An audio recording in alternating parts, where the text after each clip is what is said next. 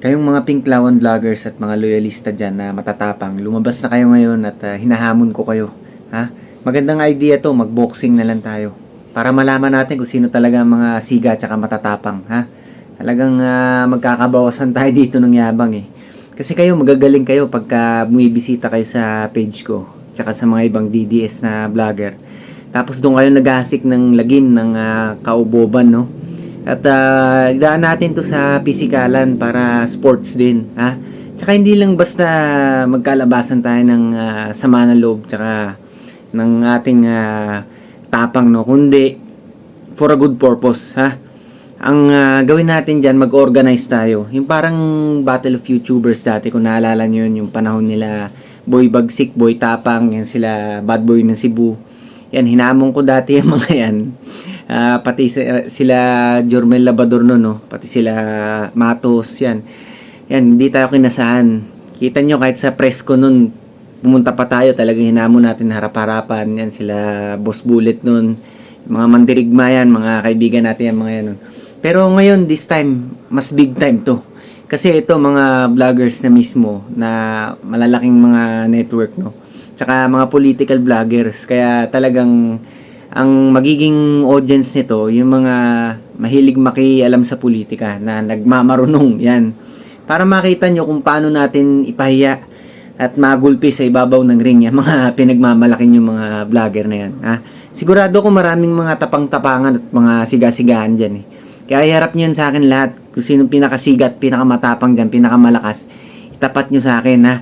Pupustahan ko yan. Pero ito, maganda, yung magiging proceeds ng ating pay-per-view, straight natin ibibigay sa mga nasalantaan ng bagyo, halimbawa, o kaya may isang organization na maraming nangangailangan, mga batang, mga may hirap, ganun. Doon natin ibibigay lahat, 100% ng proceeds.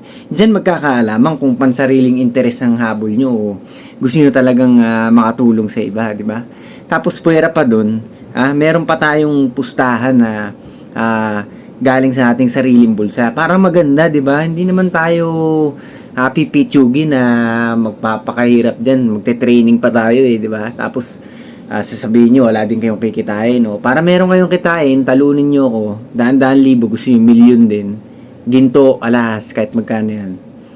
Pustahang sarili. Tapos puwera pa yung kikitain sa pay-per-view. Straight na ibibigay yun sa mga nasalanta ng bagyo, yun sa mga beneficiaries kung tatawagin.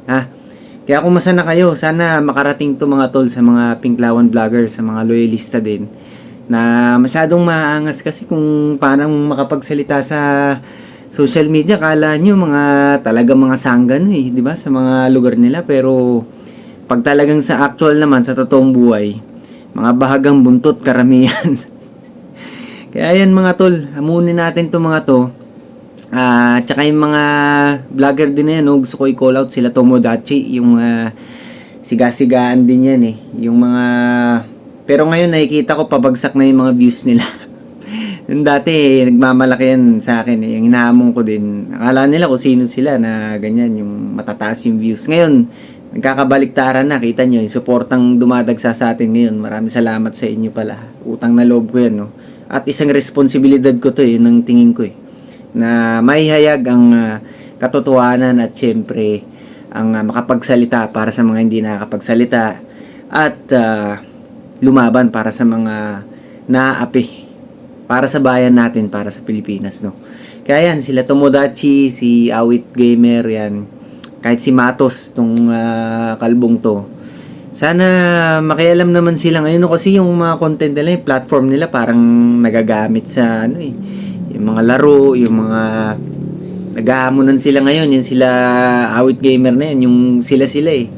Maganda yung sumama kayo sa mas big time na Battle of YouTubers kasi ito mas malalaking platform, para may matulungan din. Magandang katuwaan talaga to para sa lahat ng mga fans ng mga Pinklawan, mga loyalista, mga DDS, kasi talagang manunood yan, susubaybay ang mga yan, maniwala kayo. Yan mga tol, sana makaabot sa kanila to.